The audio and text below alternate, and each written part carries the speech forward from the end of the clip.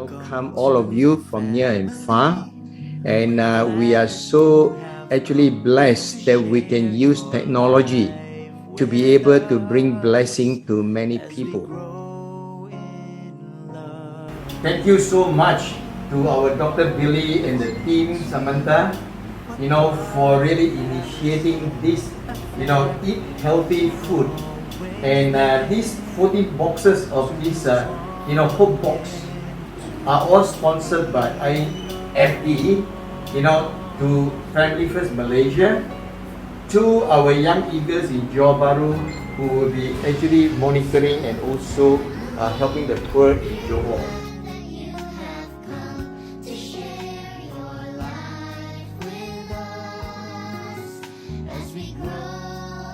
When Jesus came to the world and brought the kingdom of God, He did not come to build a religion. The more you read the Gospels and the book of Acts, the more you realize He did not come to build a religion. Christianity was never meant to be a religion. It was meant to be of faith.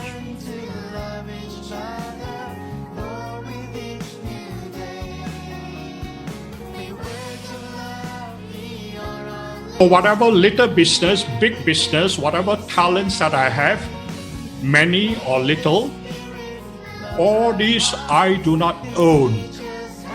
These are temporary blessings by the goodness of God, and in His mercy have blessed me for me in the interim. And we are all in this world in the interim. The world is not our home.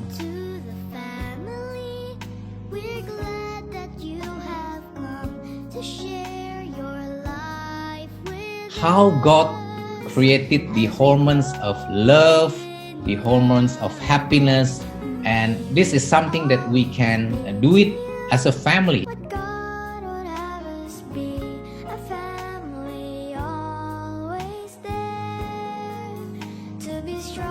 Really so powerful that we are able to pray together as a couple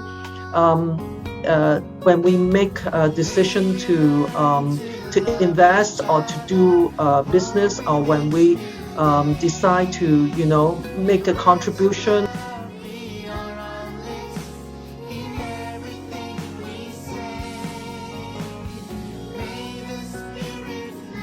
Yeah, so you want to be very mindful of your own emotional state, so that you also know how to regulate your worries, your nervousness, your sadness. Yeah.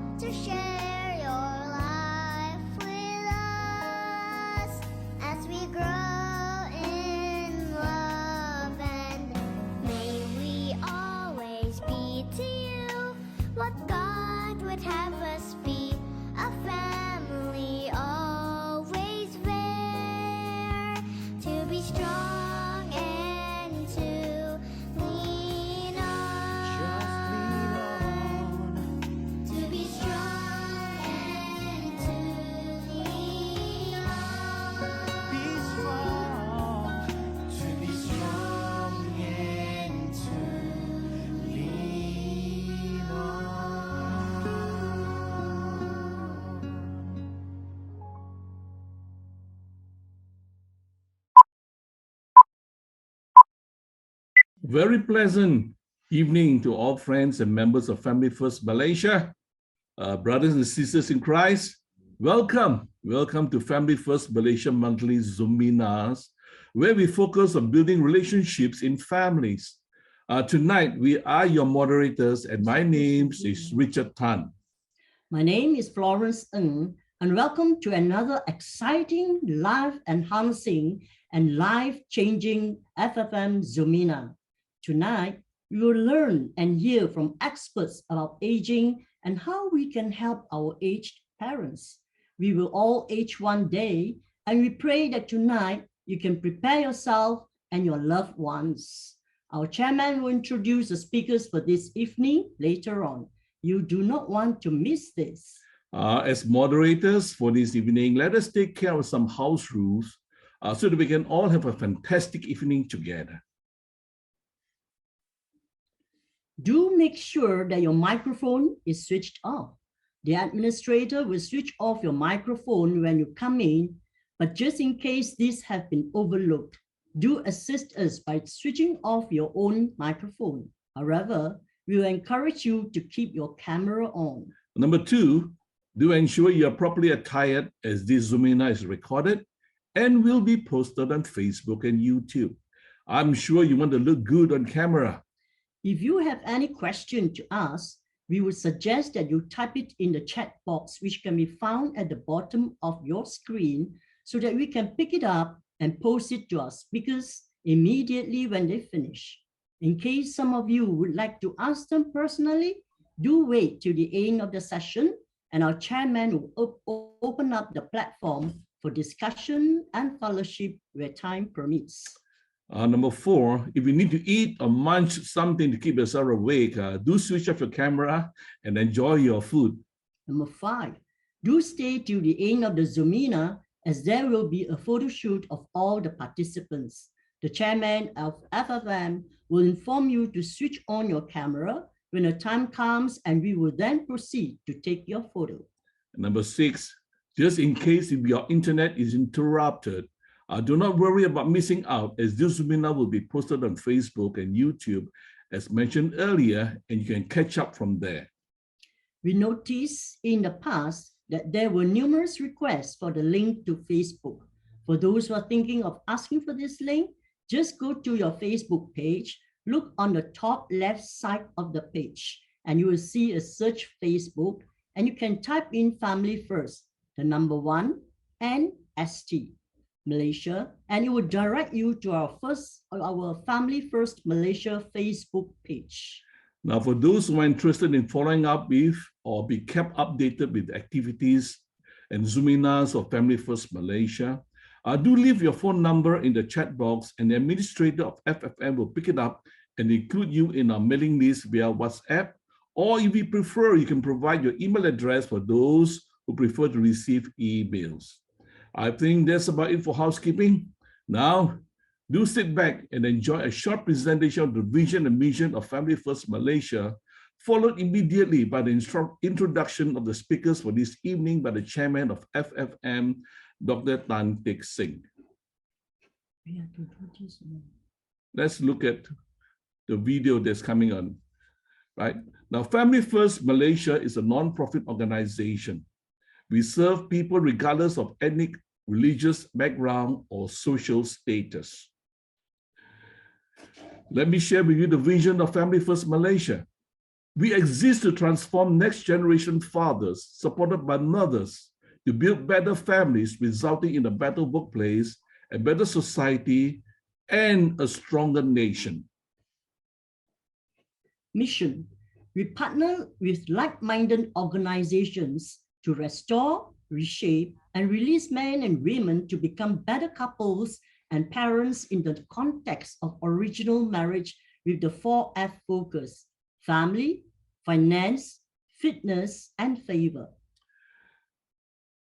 And these are some of the activities that Family First Malaysia has done in the past, and in partnership with PWD Smart Farmability to provide healthy foods to poor and needy families. And these are some of the terrariums box for needy families by Family First Malaysia Sabah, which was distributed on 25th January 2022. There were 2 satellite farms were launched at the needy homes in Johor on 13th April 2022. And you can see some of these pictures where we launched the farm, and these are some of the participants that were there at the launching in Johor. Now, Family First practice these 7 values that govern our words and action. Number 1, we believe every human being is of infinite worth, and the best place to discover this is within the family. Yes, we believe that strong, healthy families are the cornerstones of civilization. Number 3, we believe every family can be happier, stronger, and more united. Number 4, we believe in the power of prayer and the eternal value of every soul. Number 5, we believe in the power of partnership that together we can do much, much more than we could ever do on our own. Number 6, we believe we must always conduct our operations, partnerships, and finances with the highest ethical and moral standards. Number 7, we believe we must always respect and fully comply with all local and national laws in every jurisdiction in which we operate. And to help us to strengthen our values, we have these 4 pillars that we work on. And that's number 1, the family, the fitness, the finance, and favor. Under the family pillar, we seek to double our love, joy, and peace in our families to restore broken relationships, reshape the home environment, and release next generation leaders, using home as a starting point of leadership training. And for this, we have the following tools. There's a noble family vision. We have blessing of a happy marriage, role of a husband or father, role of a wife and mother, the foundation of blessed children, the foundation of family altar. Finance, increase our income or net profit ethically and righteously with value innovation to double our giving with all bad debts settled and achieving oneness with money as a family, beginning with fathers and mothers to model better financial stewardship. Principles of financial stewardship, God's purpose for money, managing money as a couple, financial freedom. And these are the tools we use for finance. And for fitness, we use this to strengthen our mental and physical health through the cultivation of a positive mental attitude, holistic exercise and nutrition, resulting in high energy and wisdom to achieve things of big and lasting impact. And we use these following fitness tools, and that is cultivating a positive personal habit, growing old gracefully. And lastly, the pillar of favor. And we develop faithful people, adaptable people, versatile people, optimistic people, understanding people, and strengthen relationships wherever we are. If any one of you like to follow us for update, do take a screenshot of this QR code, or you can follow us on familyfirst.com.my in Facebook, LinkedIn, Twitter, and Instagram. As we said earlier, Family First Malaysia is a non-profit organization. If any one of you are felt led and motivated to partner with us and to help us, we seek your donation, and you can take a screenshot of the QR code under Do It Now, or you can take a screenshot of this slide where our bank is Baybank, the account number is there, and the SWIFT code. We thank you very much for your participation. We thank you for your time with us. Thank you, everyone, and I pass this time back to our chairman, Dr. Tan Teck Seng. Yeah, thank you so much, Richard and Florence, for moderating tonight's session. And tonight, in fact, that we are so privileged to have Anna and also ST to come on. I met this Anna through our media, this Vincent, and so I decided to actually pay a visit to her to know what she's doing. And really, I was very impressed by the way that she actually, taking care of all these elderly folks, and also at the same time, those people who are aging, and make their life more useful. Because of late, I have several friends who are actually either, been admitted to an elderly home, and they are actually paying through their nose and, for staying in those elderly homes. So I believe that tonight we are here to actually listen to Anna and ST to share with us. And we know that, in 2020, the number of the aged people above 60 and older outnumber the children younger than 5 years old. And that is alarming. And we also realize that between the year 2015 and 2050, the proportion of the world's population over 60 years will nearly double from 12% to 22%. And these are statistics taken from World Health Organizations, all right? And the World Health Organization also mentioned that by the year 2050, 80% of the older people will be living in low and middle income countries, all right? And this is scary. And we also know that most of the common health conditions associated with aging, you know, I think after that, I think Anna and SD will share with you, you know, what the common problem. Now, as we know that as people age, they are more likely to experience, you know, several difficulties and conditions at the same time. So that's why we tonight, Anna and SD is coming to share with us how to age, you know, graciously, so that we are able to enjoy our life, you know, towards, you know, before actually we meet our maker. So over to you, Anna. Yeah, before I just, let me just have a quick introduction about you and also SD. Yeah. Now, Anna Chew has got 27 years of experience. That means in the corporate, government, as well as also in the startups, and has built business across Southeast Asia. All right. Now, she specializes in strategic communications and also innovation, especially in the area of senior living and elderly care. All right. She is also the founder of Meaningful, which focuses on helping the elderly in Asia age meaningfully through programs and also creation of communities, right?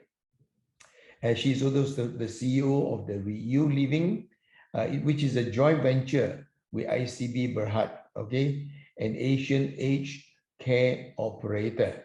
And over also here with her COO, SD Tan, she actually tasked with the setup of the Reu Living, and also in this with a clear focus towards, that means the return of investment and also operational excellence. Now, her global experience with managing and also acquiring hospitality-based properties is instrumental in the Reu Living growth and also in the quality of service. So over to both of you, Anna and also SD. Thank you so much. Thank you so much, Elder Teck Sing, Richard and Florence, for the lovely introduction and for having SD and myself here tonight. I think thank you all of you also for taking your time off this evening to spend time with us, you know, to learn a bit more about elder care. You know, a lot of the things we're going to do tonight is actually very practical tips that some people may not know. I think what we're trying to do here is people always think that elder care is costly, but we need to rethink and reframe our way of thinking when we start to age. I think a lot of myths are not true, and we are here to, you know, guide everyone along. So we in fact wanted to leave more time for everyone to have a Q&A so that we can honor their time with us, you know, maybe help people walk through some of their you know, thinking questions and things like that, right? So with that said, allow me to start my sharing.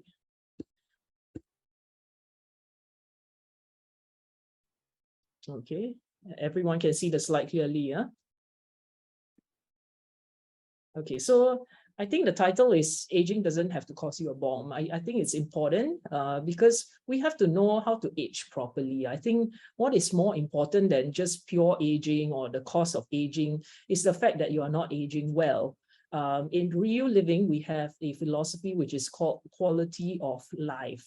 Okay, and that's very, very important, as actually when we are alive, I think God wants us to be able to enjoy life to its fullest, right? The fullness of joy and things like that. All the pillars that, you know, even Family First has discussed just now. I mean, you look at health, you know, you look at all this wellness and you know, proper aging. So we are here to take you through some of these things. So Okay, firstly, I always start with something funny. I call it reading the signs. Sorry, it's a bit blur. So I think you are familiar with these two oldies, right? They said, well, I don't care what you said. I'm going to have a bowl of ice cream before I go to bed. That's the husband. And then the wife is like, what are you talking about? I didn't say a thing. He said, oh, sorry, you and I were having an argument inside my head.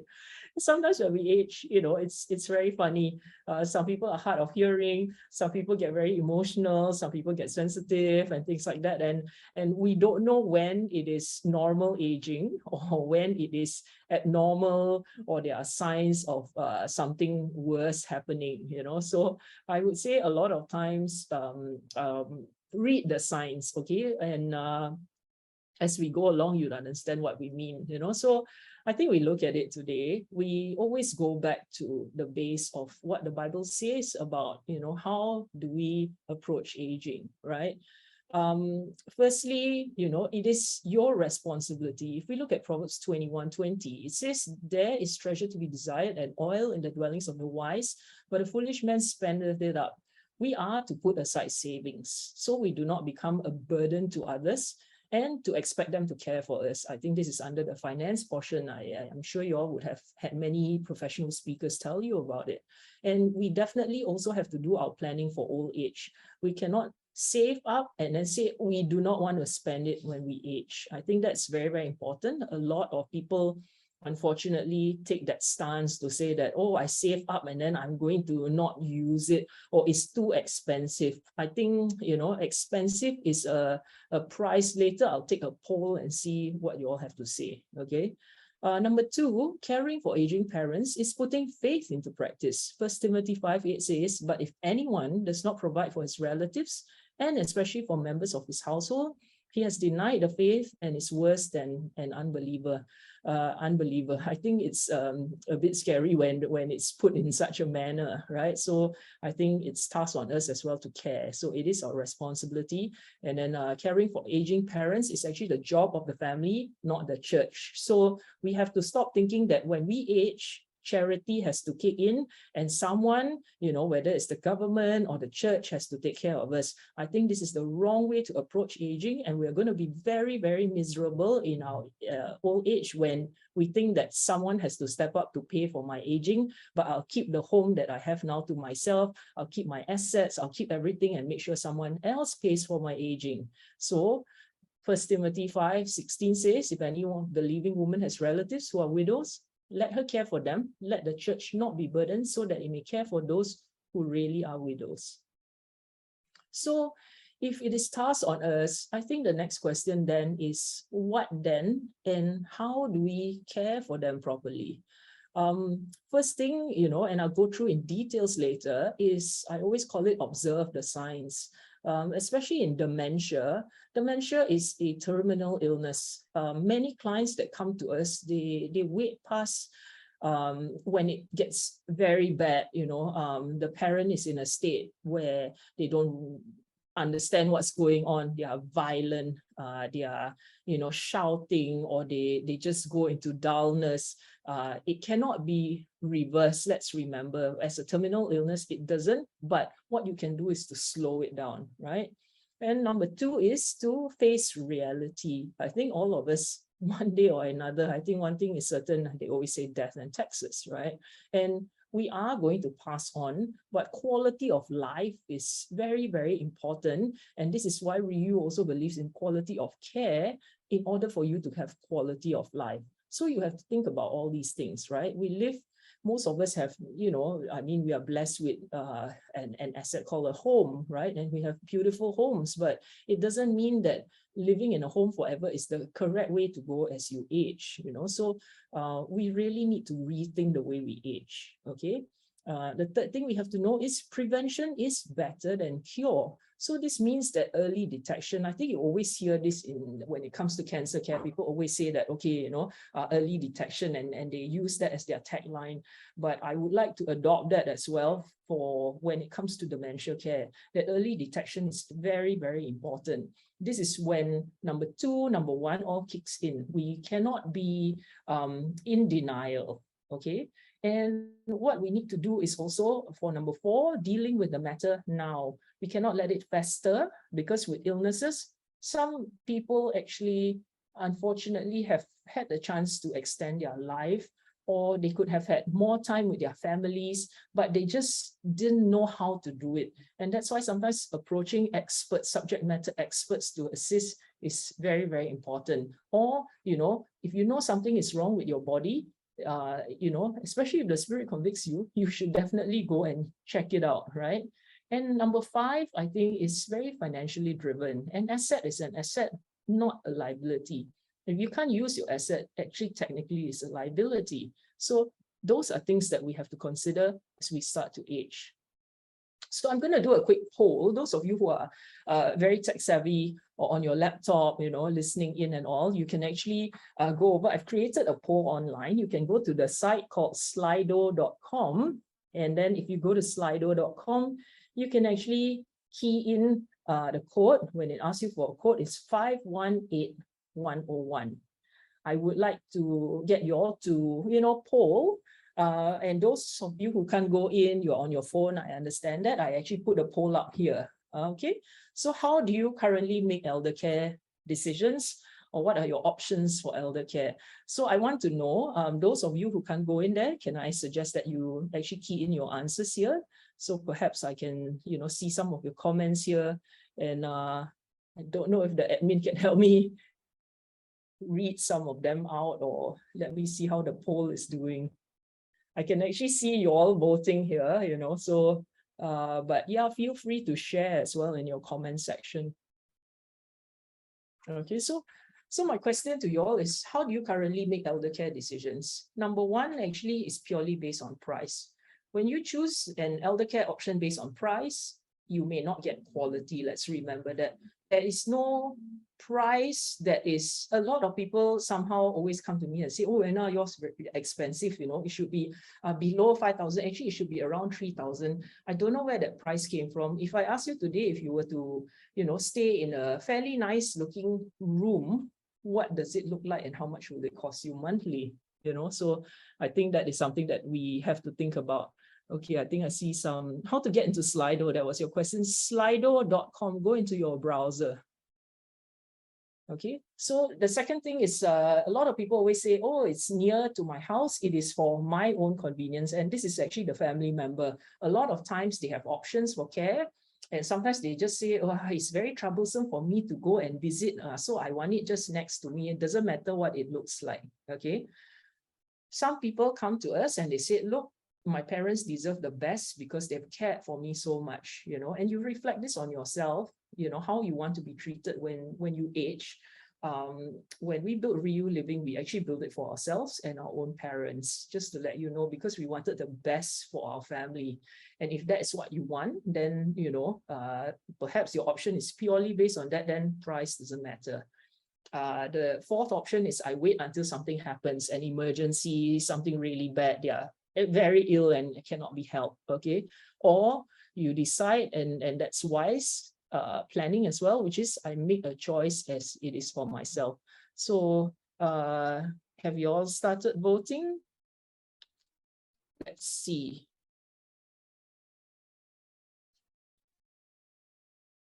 Okay, interesting. So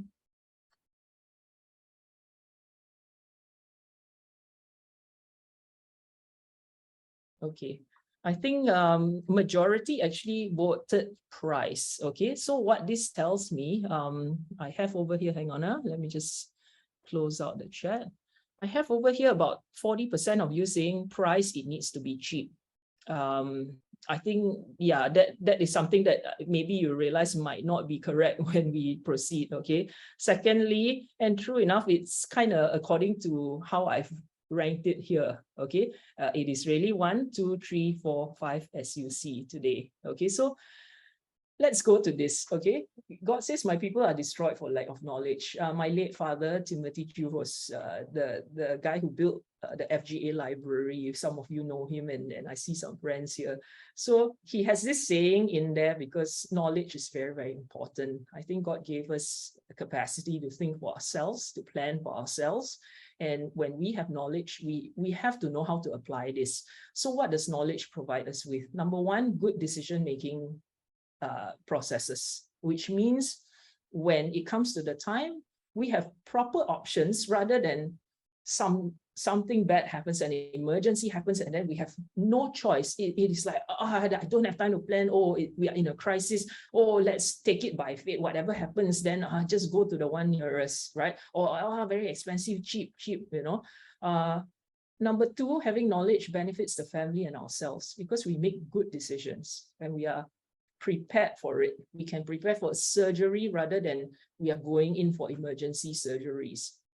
Number three, again, like I said, that's also planning, and it doesn't put the family into disarray. You know, there's no crisis situation. We are not calling for ambulance to happen. I mean, all these things I always consider it a crisis, and many of our own clients go through that. And the fourth is, of course, when your friends ask you, where should I go if I want the best for my parents, or I am actually going to pass on. I want to pass on in a place where I'm cared for properly. For example, I'm an only child, I'm single, I need a place like that. You know, that's why we built it for ourselves. So fourth is to provide good advice to those who actually need it. So going back to those 5 things that I wanted to cover today, observing the signs. So these are the truths about aging, right? And I want us to keep this in mind, because if you notice any of these things for yourself or your parents, I think this needs to be addressed. So number one, pain is not normal in old age. People say, you know, I mean, pain or ache here, ache that, you always hear tong, it's normal because I'm old. So pain is not normal in old age, right? And this is a tip that I'm giving in another slide, but I would say also maybe listen to them very carefully. You all have to understand that the Chinese word for pain is just one, whether English has many versions, right? If you exercise and your body aches, there's that thing called an ache, right? Pain is a pain where you have a fracture, something has happened, you know, it's not normal, you broke a bone and things. That is really a sharp pain, okay? And then you can have, you know, muscle pull and things like that. But I think we have to understand how to decipher what the old person says to us. So we have to ask questions to find out more. But if you really don't know how to, and you observe the signs, again, you are not an expert in this field, please go and approach the experts. Don't try to do self-diagnosis. Don't try to Google your symptoms and things like that. Okay. And another very important thing is to observe changes in behavior. Are they starting to get very moody? Are they starting to get very, very tired for no reason? Are they snapping all the time? You know, these are changes in behavior that are not normal. Or are they very bubbly? They suddenly become very quiet. Those are also very, very bad signs. Okay. So please know that your seniors will not tell you when something is wrong. So as we are aging, perhaps can I encourage all of you as well? We always say that we don't want to trouble the younger ones, but what we actually end up doing is we think troubling means telling them that I am in pain, I need help. Not telling them that you are in pain and that you actually need help, and waiting till a crisis situation happens actually troubles them a lot more than taking through this process in a normal manner. So don't make that mistakes, or if your parent is about to, you know that, stop it, talk to them, have conversations that, you know, you don't end up in a situation that is dire or in a crisis, right? And number 4, the truth about aging is actually, believe it or not, you do not need to end up in a wheelchair, or you do not need to be bedridden when you age. I think this is something very, very funny that in Asia, you know, the Asians seem to think, the seniors seem to think that, oh, when I age, I need to become wheelchair bound, or my legs for sure give way. Okay, so these are all lies. Okay, and please know that this is all not true, unless it's a really, really, you know, bad illness. Then that's another story altogether. Okay, so why should I be responsible? You ask yourself that today, right? Whether it's for yourself, whether it's for your parent. And this is actually a picture of my mom. She's 72. She's listening in, I think, from another room. it is something I'm very proud of because it's supposed to be a video, but it was a little too large. She's actually doing her squats. Okay, I would tell you that maybe just very, very few months ago, I don't think she would have been able to do things like that. I think she herself thought her legs would give way because I'm aging, my legs should give way. And that is actually not the case. She also felt very, very tired, you know, and we found out why later. And this is her after saying that, okay, I'm open to it and I'm going to come over to your daycare. I'm going to join in the programs and activities, but I am also going to start my physio sessions so that I can see that, you know, I see myself getting better. I trust the process, right? So she went for physio sessions. After 3 sessions, you know, she walked in a very upright posture. And after that, she could start to squat, never before. And now she's confidently parking her car far away, being able to walk. We go on walks together, you know, and she being able to trust that her legs are able to carry her. And this is what I call quality of life, okay?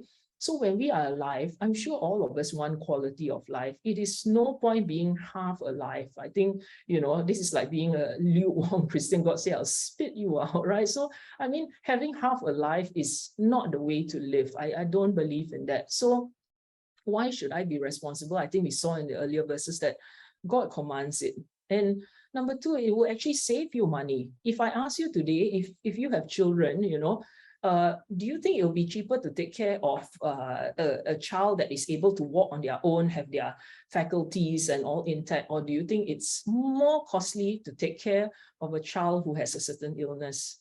It is the same with seniors. There's no difference. If you are ill, you cannot walk and things like that, the cost of care is significantly more. So we have to be realistic that you cannot live on the same cost if you are not well. Okay, so why should you be responsible? Because it impacts you as well.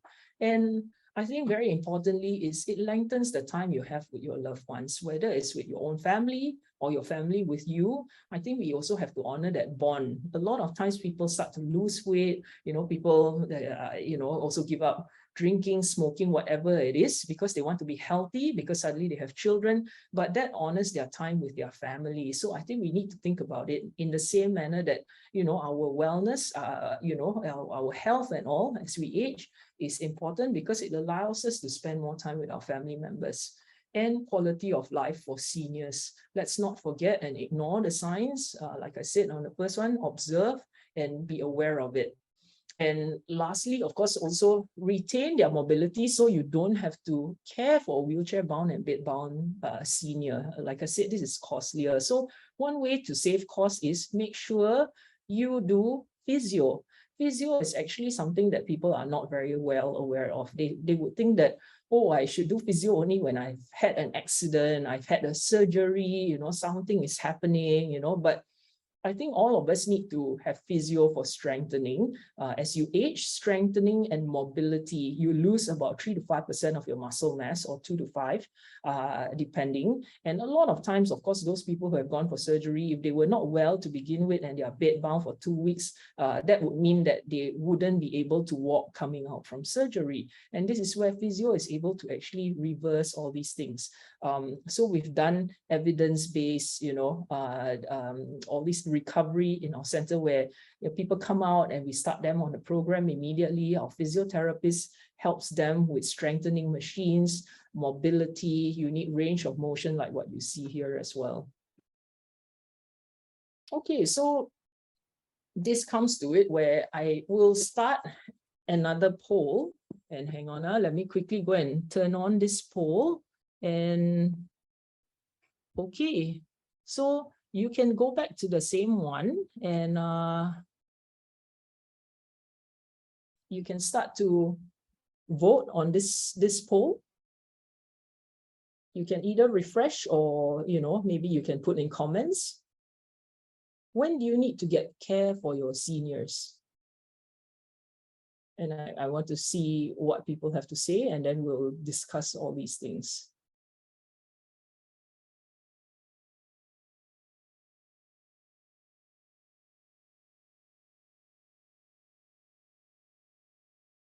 Okay, let's start to vote. So when do you get care for your seniors? Do you wait until they are almost dying and, about to pass on, and you say, oh, I cannot, they are about to pass on. Okay, then let's call all these senior care consultants and see, and my grandma is passing on, I need help. I think it's, in honesty, the reality is too late to deal with anything then, right? Or when they start to slow down and need supervision. This is a very good starting point. Or only when they are ill, which is also okay. Or you say, no, a maid is good enough, value for money. They clean house, clean the dog, clean my car, cook for my family, and things like that. Or when you get discharged from a hospital, or as a temporary measure till they recover. Okay, I see the votes coming in. So I think elder care is taken very, very wrongly. I think there are 3 points when you need care for a senior, okay? And this is something for us to remember. The first is when they start to actually slow down and need supervision. You notice they are very frail, or they are falling down, or they are not caring for themselves well. Every time you go and see them, they stay alone, they seem to be deteriorating, okay? The other time is when they come out from surgery and they need care in a place like Riu, for example, where we take care of them post-surgery because they are too weak, or like I said, they are bedbound for so long, they cannot walk anymore, okay? I think it's good to see that 77% of people have voted to say that when they slow down and need supervision, or when they get discharged. So when they get discharged is also a very, very good time, right? When they are ill also, because some of these illnesses you really don't know how to deal with, it's a medical condition. 10% only said that, they don't need help. A maid is good enough value for money. It's good that figure is not as high as I thought it would be. A lot of people still think that they should be going down the path of a maid. And why we don't recommend that is a maid cannot give you, a lot of times what the elderly need is they are very, very lonely. Imagine if today your friend is a maid. How do you feel? Are you able to have conversations with her?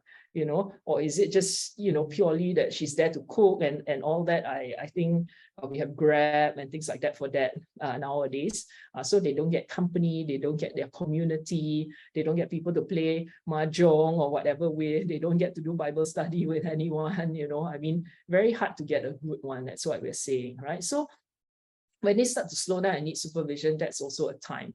And then the last time, the third thing is when people start to age and they need palliative care, right? They are about to go and maybe the family doesn't know how to deal with the pain and things like that. So these are 3 times when you need care. If I tell you that the first time when you are starting to slow down and all that, you may still be able to live quite long. And that's what we call assisted living, but it also is retirement living. Retirement living may take on a longer span, and we don't know how long a life that God decides to give us. My oldest client is 100-year-old. That means, people can live longer and longer. I think you look at our former Prime Minister as well, he's 97, right? So I think it's very difficult to gauge, and then that makes it hard for financial planning, I understand. But really, if you need help, you need help. You cannot wait, right? And I'll poll you on the last poll later, and I want to see what your thoughts are.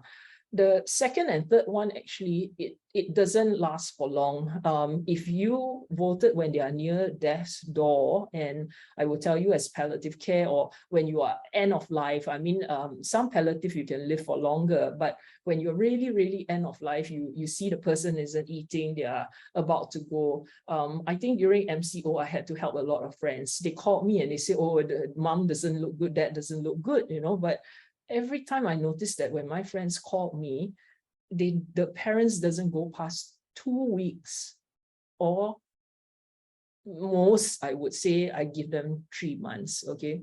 So if it's 2 weeks to 3 months, and that is the amount that you have to spend, would you, my question is, think about this differently. Would you spend or do what you can for them at that point of time, okay?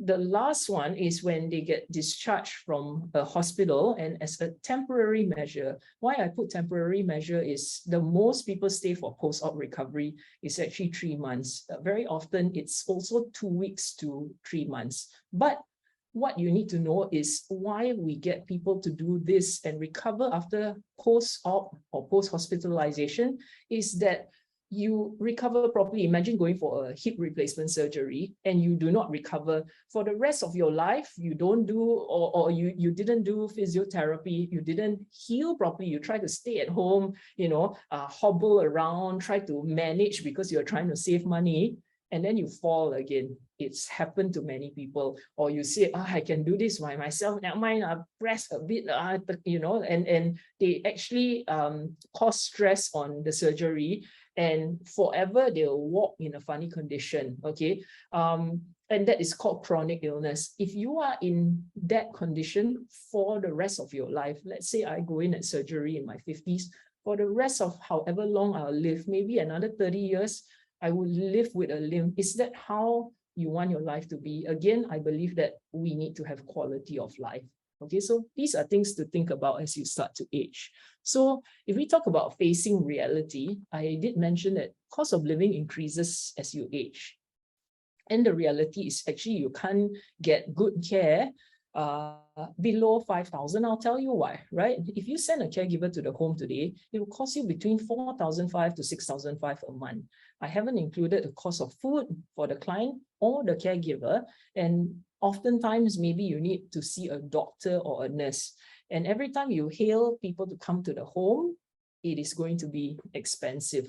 So if you start to add this in, I actually spoken to a senior before who came to visit, and then he said, I got a maid right now, I stay at home, or I rent a place. Actually, he rented an apartment. So if you want something fairly nice, it will still cost you quite a bit.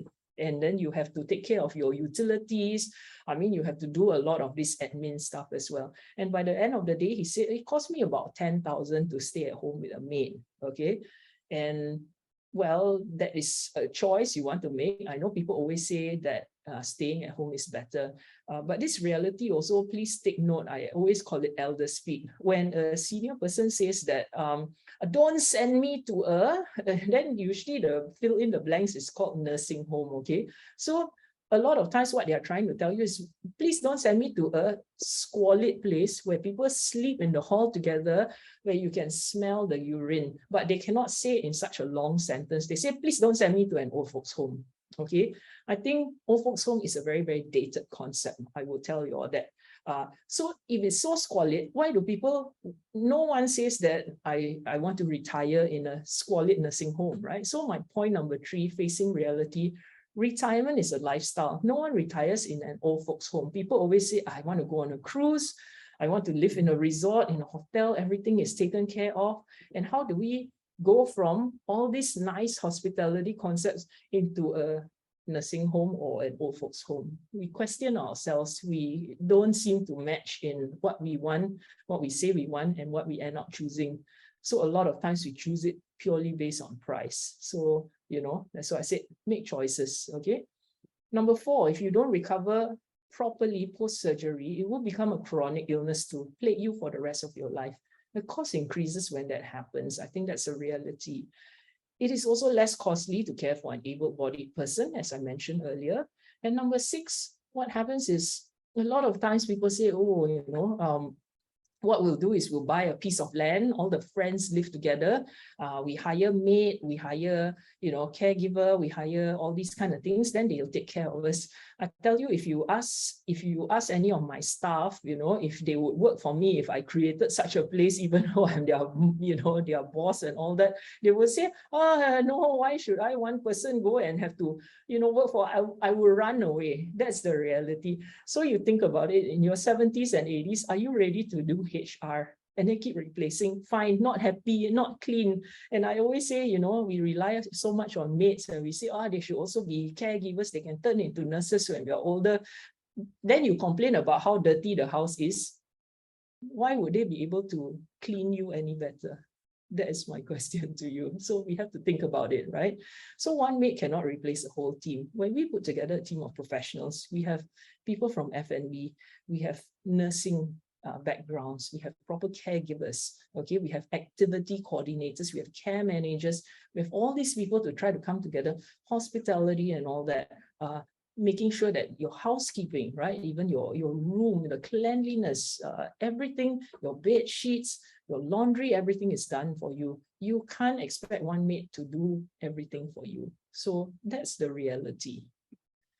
So we go to what we call prevention is cheaper than cure rather than better, right? So surgeries and being wheelchair or bedbound can be prevented. That's the reality. And strength training and mobility for seniors is highly recommended. So please, whatever you're doing, if you're keeping healthy, you're continuing with your cardio, your strength and all that, even weight training or, body weight, please continue, right? What we've also noticed is that a lot of seniors are malnourished at this age. What happens is when we start to observe, like there was a client that came in, he fell twice in the span of less than 10 days. And he went to the doctors, all the hospital said, scan him, no problems at all whatsoever. What they found was nothing actually. Then he came to us, I say, okay, I'll observe his behavior. And we found that he ate 6 times a day. He bite-sized little snacks, and he has diabetes. So what happens is his insulin will spike up and down.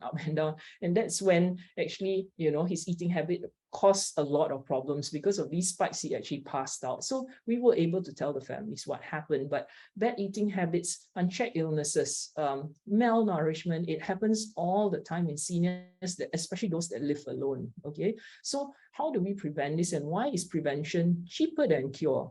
So today, if I take a physio session, one session of physio, I think if you look around, is about 120 to 180.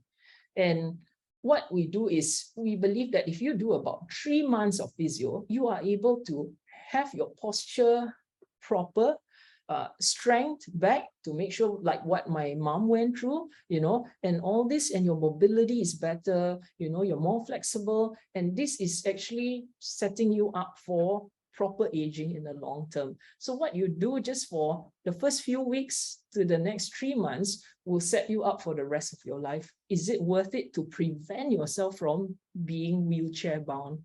A lot of people don't have to be wheelchair bound, or nor do they need to go for surgery. So today I put in a cost of a hip surgery. It's about 20 to 30K. Knee surgery, maybe it's about 15 to 20. I guess you can also get it free in a government hospital, but why would you even want to go for surgery if you can prevent that? If I tell you spend about $5,000 and you can prevent surgery, is that worth investing in? I would say it's a really, really good investment. So think about it, right? And then you can continue living quality of life without being in a wheelchair. So please think about that. I think that is a truth that not many people know. Okay. So then we go to dementia as well, which is, dementia is a terminal illness. I won't go too much into it. You can see the 10 signs of dementia. You can Google, read more about it, but please do early detection. Don't be in denial. I think a lot of people always say, oh, sometimes my parents okay, sometimes they are not, sometimes it's okay, sometimes they're not. It means they are not actually. That is how it is, right? And so it's terminal. There's no going backwards, right? But having an active lifestyle actually slows down, or what we do is we lengthen the time that they have with us. And so in our place, we do physical, mental, cognitive, emotive, psychosocial programs. And caregivers are actually, please know that they are always quite often reluctant to work with clients with dementia because they're very difficult to handle. And I think also expecting a maid to be able to care for someone with dementia, this is like saying, oh, an autistic child, just hire a maid. I think you all will know where the autistic child will end up, right? Without special programs, it's not easy because this is a specialized thing that needs to be dealt with. So I would say, address issues immediately, don't ignore symptoms, and start with a minimum of maybe regular checkup, check the blood pressure. Always remember that the doctor is your friend, get consultation.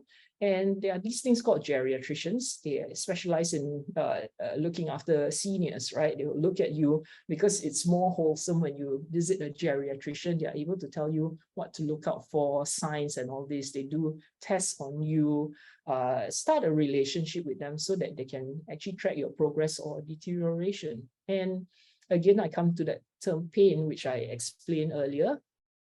Or please remember, if they're screaming, they're swelling, they're unresponsive and all, please send to emergency immediately. Just don't wait, right? Some people actually can wait or let them stay in place or try to let it rest and heal. That doesn't work. I think these are signs of something worse going on. So one thing also, ambulances don't show up immediately. I think a lot of people, they think that, oh, I call and then 5 minutes later, the ambulance is at my doorstep. It is not. Sometimes it takes 20 to 30 minutes, okay? So if the person can be moved, I would say rush them in your car. It may be faster, but depending, peak hour traffic, maybe an ambulance is faster, but they don't always show up immediately. That's something that we need to know. Maybe at this point, I want to pass the sharing to ST as well. ST, maybe would you like to share some of your experiences, because, with your dad, with other family members, also with people that you care for in church and all. Yeah. Hi, everyone. Anna, would you like to stop sharing so everybody can see more on the screen?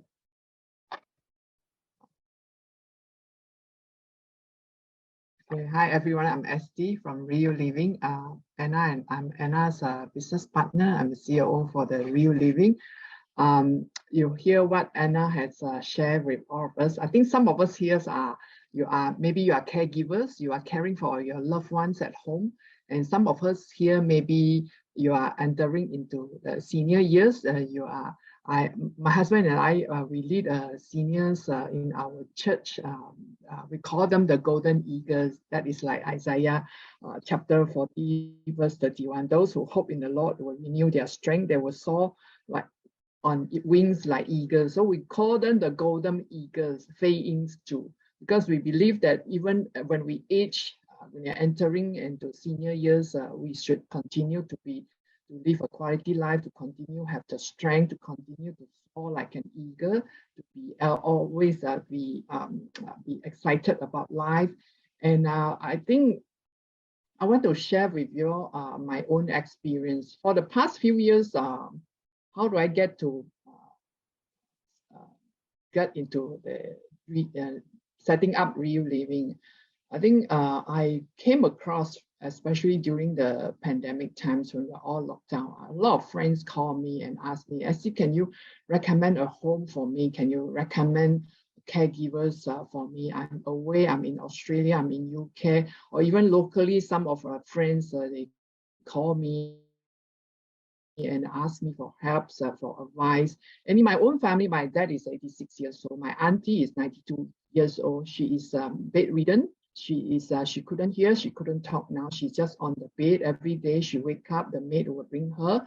And my cousins come back from US recently just to accompany her, and they bought all the whatever the state-of-the-art equipment for her to keep her at home. But I noticed that she doesn't have a life, meaning she wake up and then she just face the TV. She's lonely, even though they have maids to take care of her. They have even engaged another older auntie to take care of her. But I see that I felt very sad to see her, and I did talk to my cousins, and I also share with them about what I'm doing and in KL, in Rio Living, how we set up a center, how we want to see people be able to engage in a community with the people who are about the same age, with the caregiver who can take care of them. My dad had heart surgery last year, and recently I go back to visit him quite frequently because my sister-in-law is taking care of him. My brother literally have to bring my dad to hospitals almost every 2 weeks. Bring him to hospital in Malacca, bring him to my hometown's hospital, General Hospital, for checkups. My sister-in-law every day, 8 a.m. she has to go to the clinic near my house. My hometown is a small town, so they have clinic. So every day, 8 a.m. she has to go to the clinic to collect the medication for my dad.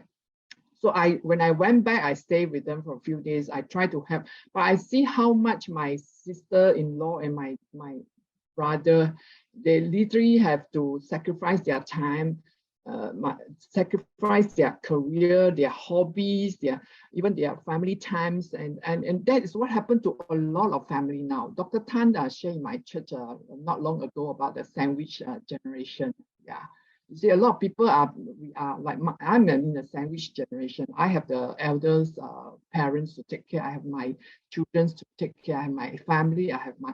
So we were faced with a lot of challenges. So when we set up the Real Living, my vision for it is to be able, like what the vision of FFM, to have better, to build better families. And I think this is the issue that taking care of elderly, even we ourselves or our family members who are caring for our parents, they are facing a lot of challenges, because being a caregiver can sometimes be very exhausting. They can feel very exhausted physically, mentally, and even emotionally, and that is where we need support. When we see them, and you can see some. I can see like my auntie. She was she had dementia, so my cousins, the whole family literally have to take care of her. Each one of them take turns. My neighbor has a retired teacher in her 60s, have to take care of her brother who has depression. The brother is only about 50 of us, have depression and also have some dementia. So I see she had literally give up her life. She just focused on taking care of this person who need care. So that is where it is happening now. And I think for all of us who have family, who have elders, who have seniors, people in our loved one who are entering into senior years, into retirements, even ourselves, I think we have to come to realize that it is something that is already happening to a lot of us. I think we have 136 people now online in this webinar. I think a lot of us, I think if you raise your hand, if you are in what I'm sharing now, the situation you are in, you are a caregiver caring for your loved one who are sick, who are not well, or even young people in your family who are not feeling well. You know the challenges of being a caregiver for your loved one. And some of us who are entering into senior years, you also face some of the challenges. You have a lot of things coming into life now that we cannot ignore. So I think one of the things I realize is I have to be observant. I need to observe what happened to my dad, and I cannot be in denial. I think I met a lot of friends. They are just, people who come to me, sometimes I feel that they are just in denial. I think we shouldn't be denied on what is happening to our bodies, and because we are aging. This is the life circles we are going through. And some of us, we are taking care, being a caregiver, and being children who have aging parents like me, we cannot be in denial. We have to realize that, okay, my dad, like for example, we have to make this, my siblings and I, we have to make decisions for him to make sure he's in a better health, to make sure that we make healthy decisions for him, because he may not be able to make wiser or a decision that's good for himself. Like my dad, we advise him, Dad, please move to downstairs instead of staying upstairs, because every time you come down, you may fall. And then he just refused to do that. And then my brother have to call me and say, Jay, can you please come and talk to Dad, because he listens to you. So we need to communicate. It has come to a time we have to learn to communicate to our aging parents. And for those of us who are seniors, we need to communicate to our children what's our need. We have to build a better family by going with better communications among the siblings, among the family members. And that is really important. I think for seniors, I appreciate my dad will share with me what happened to him. And when I bring him to hospital, when I sit down with him waiting, it can take almost like 3 to 5 hours, the waiting time plus going the time, bringing him to the hospital, coming back. So the whole things can take almost a full day for my brother. So I think that is why we should not be in denial. We should find opportunity to communicate with our family members, observe them, and then help them to be able to have a quality life and quality care. When I say quality life, I mean meaningful life, not just wake up. My auntie, 92 years old, she cannot speak properly. She cannot hear properly. Every day she's just facing the TV in front of the house. Morning, she wake up, after breakfast, they'll put her in front of TV. Lunch, they'll bring it to her. After that, she will be in front of the TV. She sleep in front of TV. The whole day, she just in front of TV. And then after that, she goes back to her bedroom. You see, so that is where we ask ourselves, we have to plan ahead. We cannot be thinking that someone is going to care for us. And the other very important thing is we must realize we cannot be thinking that, oh, when I'm sick, I must have a maid or someone to take care of me from my head to my toe. Everything I must have someone to care for me. I think we have to learn to see, even though let's say you are going for after surgery, you need to come back, you need to do to learn together with a caregiver how to take care of yourself, not just depending, because we see I mean some people just think that the maid should do everything for the person who needs care, and actually it's good that the person also learn how to take care of himself. Then he can continue to be actively involved in the care process. So when we set up the New Living, we want to make sure that we have these elements inside. The caregivers know how to take care of them, how to talk to the dementia people, how to get them engaged in the activity. That's why I always share with Anna. I say it's having the community. For those of us who go to church, you have the cell group, you have the small group, you have the Bible study group. You go to Sunday, you church, you get service. You meet a lot of people because you are keep seeing people. But for those people who are alone, lonely at home, they are not able to move around. Their life is totally very, very different. So I would like to just share with all of us, encourage all of us to be able to not be in denial, and then to see how we can help them, not thinking that, oh, it's going to continue to be like that until the end of their life. No, but helping them to be able to be active again so that they can enjoy a quality life and providing a quality care by getting proper trained people to care for them. And even we ourselves need to go for that training, how to carry them. And then for seniors, people also learn how to care for ourselves, how to make sure that we are able to continue to be active so that we can have a quality life. So that's what I want to encourage all and share with all of you. Back to you, Anna. Yeah, thank you so much, Esti. So I will finish up. I know we are at 45 minutes. I time myself, Richard and Florence. So let me run through the rest of the slides if you don't mind. Okay, so let's go to it. Okay, very quickly, I'm going to get you all to go to my last poll so that we can understand how, so if you think you're going to be ill and how long do you think you can live once you start to get ill? Okay. So this is quite a serious question.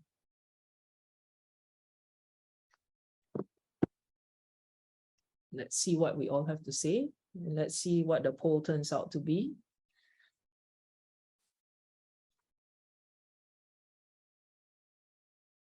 My bet is a lot of it is ranked by how I've listed it. Okay. And right now, 1 to 3, 3 to 5, 1 to 3 is about 38%, 3 to 5 years is about 33. Well, 1 to 3 has gone up to 40%, we'll get a few more votes, right? I mean, of course you won't know. I think life and death is in God's hands, but you can kind of feel yourself, right? When I mean ill, I don't mean the first time something has happened, you've gone to hospital and things like that, but when you know. My late dad, he was full of life. He was always the guy that would go out there and you say, you beat this, and he had a heart condition. But when he was about to pass on, he became very, very quiet. He knew his time was up. And we all know, right? So how many years do you think you'll have? Okay, so I think we have 3 to 5. Surprisingly, that people are very optimistic, whether it's the advancement of medication or anything like that. So 3 to 5 years. Okay, then let's go into what I call when asset becomes a liability.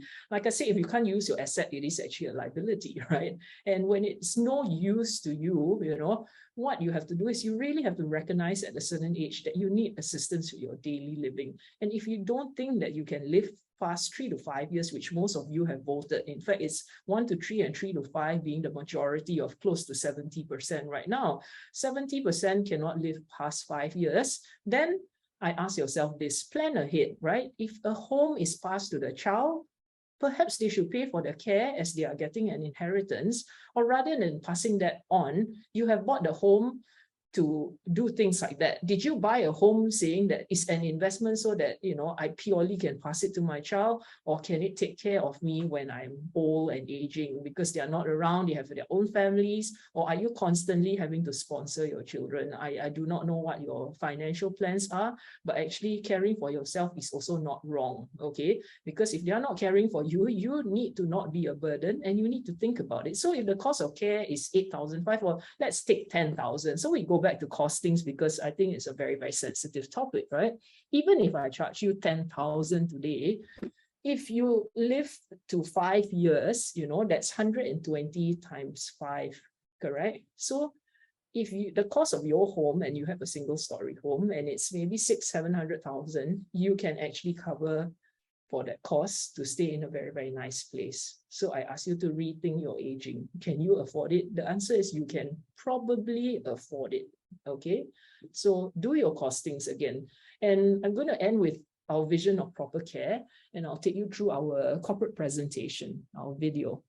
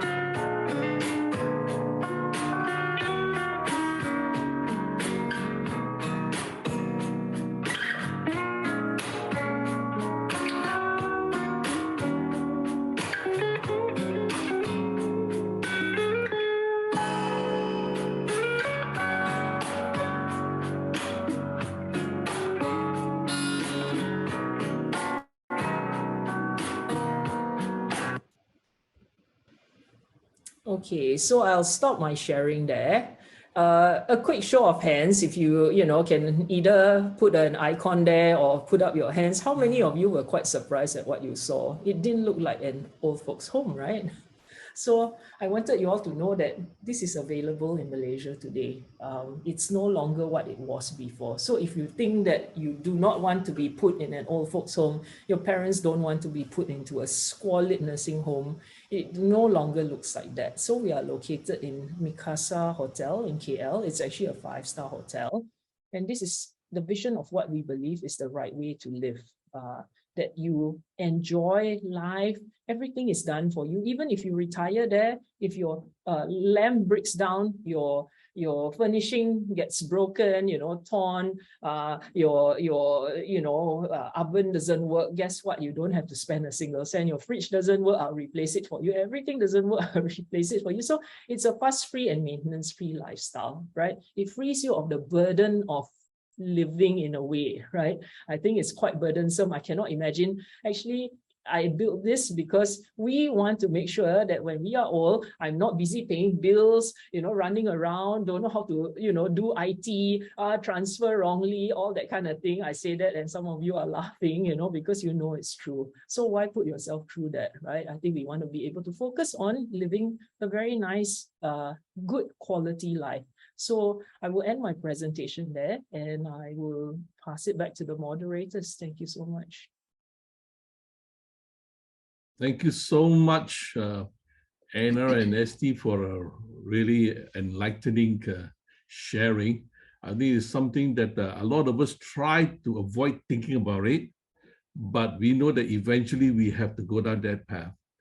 And there's some question that have been posted by some people here, and we'll post it to you.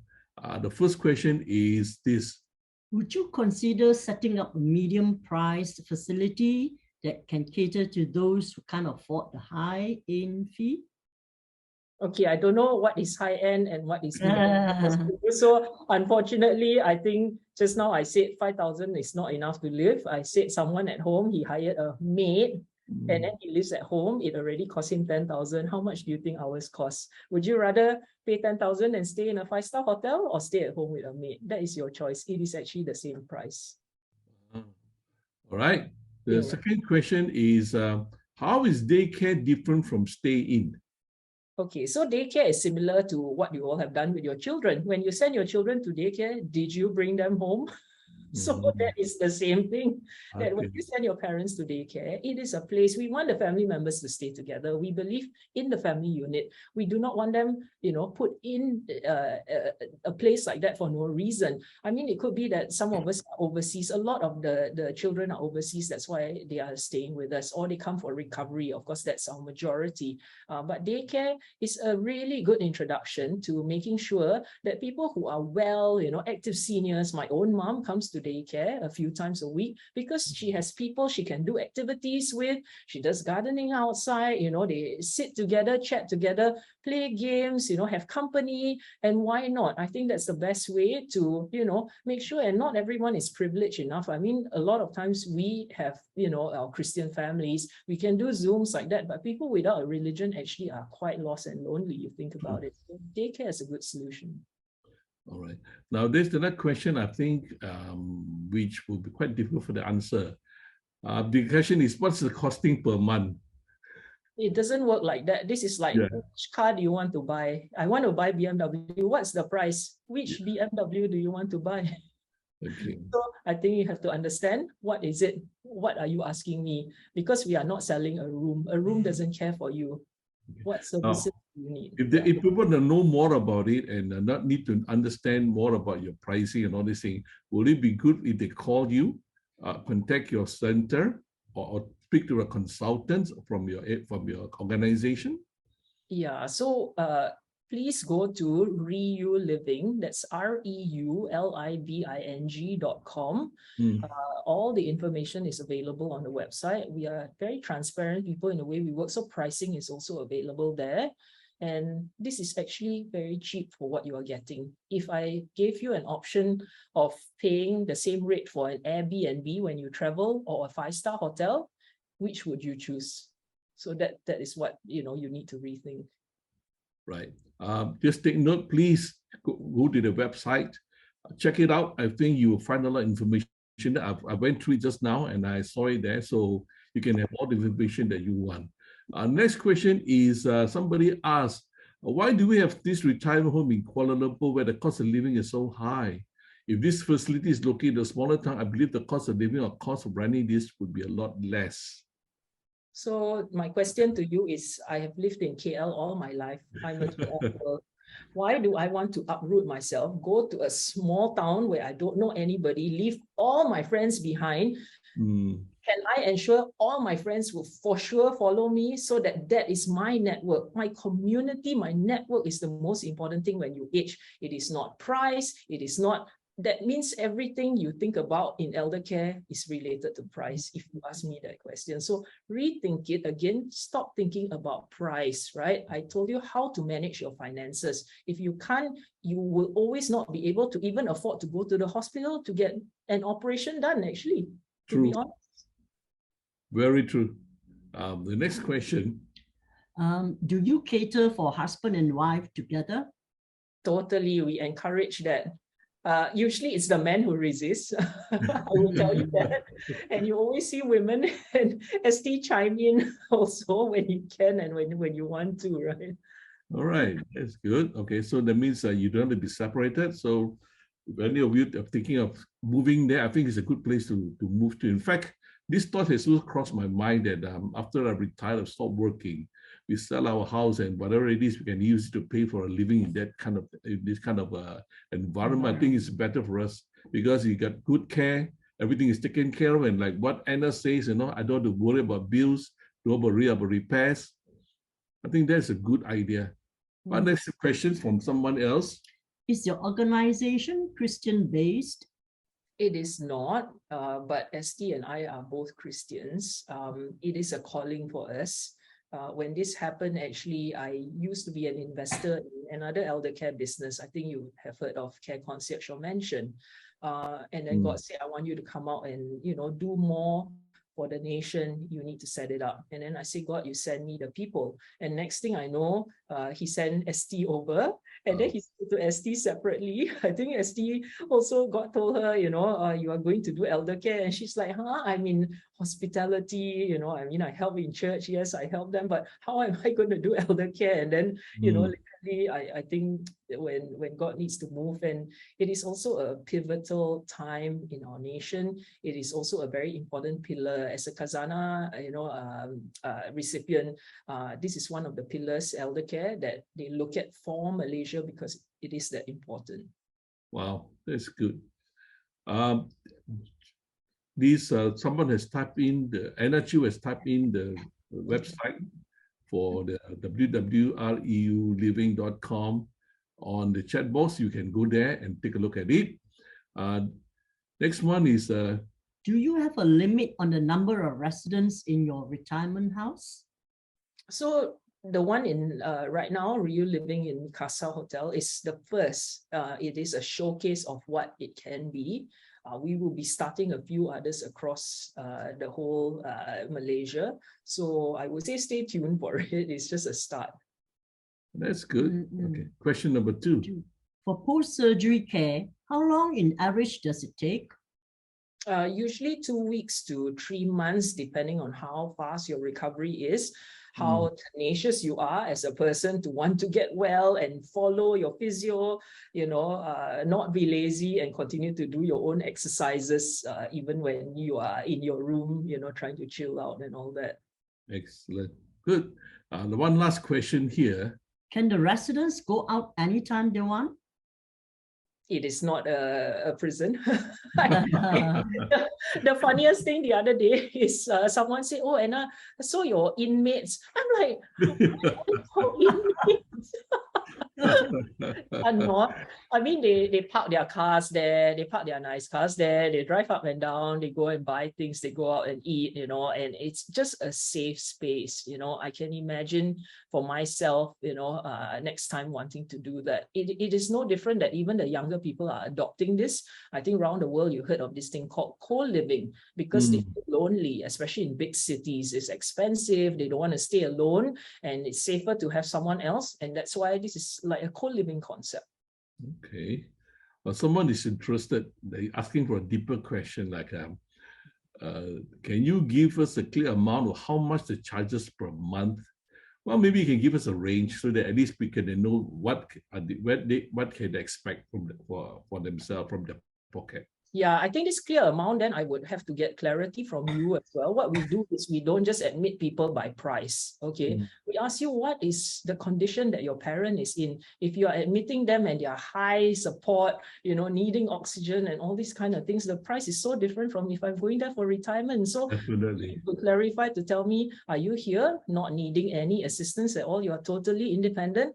Or are you needing assistance? Are you coming out from surgery? Are you on high support? How much care do you need? Do you also want one-on-one? So I think that is how we tailor it. So please know that it is not one price fit all. If you see a one price fit all, they have clearly not done elder care correctly. And that is the thing. So don't say, I want to pay 5,000, I should get elder care. And that approach is very, very wrong. So please remember, after all the slides we put together, I think you should know right now. I agree with you. Next question is, do you organize trips, outings for the residents, just like the ones in overseas? Okay, the reality is, I know people always think, oh, let me keep going out and all these kind of things. We are not YMCA at the end of the day. It is so nice that they want to stay in there. So we've tried because they've asked. And when we took a very quick trip to see the Royal Selangor pewter, factory, they came back very, very tired. So a lot of times, like I said, please don't be in denial. If you need assisted care, you are not in such a good shape. That's right. In your mind, you are thinking retirement. I organize trips, go out, do things with my friends. But when are you actually going to decide to check yourself in? Yeah. It is not 1 to 3 years, not 3 to 5, like I told you. It is probably closer to 10 years. Are you willing to then come in at that point? So the price starts from 8,500, just to answer your question. And naturally, it gets more and more as you need care. Okay. All right. One last question here is, what is the price for a standard care for periodic checkup for long-term retirement? I would say it starts from 8,500. Everything starts from 8,500. Okay. It's a good place to start planning. All right. So I think all of you got a rough idea how much out of pocket you will be for your old age. So that's why we always, the NRQ says, plan well, plan early. All right. So I'll pass this time back to Dr. Tan Teck Seng for him to round up and then for the time of fellowship. Dr. Tan? Unmute yourself, please. Yeah. Thank you so much, Richard and Florence, for moderating this session so well. And also thank you, Anna, and also Esty for coming on to enlighten us. Especially, I believe that many of them who are listening tonight, they are, in their sort of advancing age, but they are all living very healthily. So I believe that this is a really good platform whereby they can actually plan where to check in when they know where to check in, right? So I think it's wonderful. Now, we have come to the end of our sessions. Now, I just want to say a word of prayer to bless the speakers and also bless tonight's session. Stay back, turn on your video afterwards. We are going to take a group picture. Our media guy will take a group picture of all of us, and that will be on our Facebook.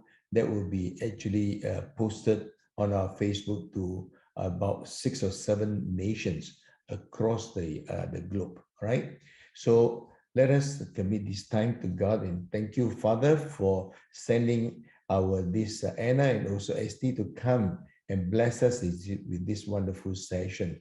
And I believe that, Lord, many of us who are listening, that we are blessed. And also we believe that, Lord, we want to live this in our advanced age with our healthy body. And of course, we know and we recognize that all of us will age one day, but we believe that with this, assistance and this help, we can certainly enjoy even our life, in the good years. We want to thank you for their sharing. Thank you for every one of them who is listening out there. So we give you thanks. We praise you in Jesus' name. Amen.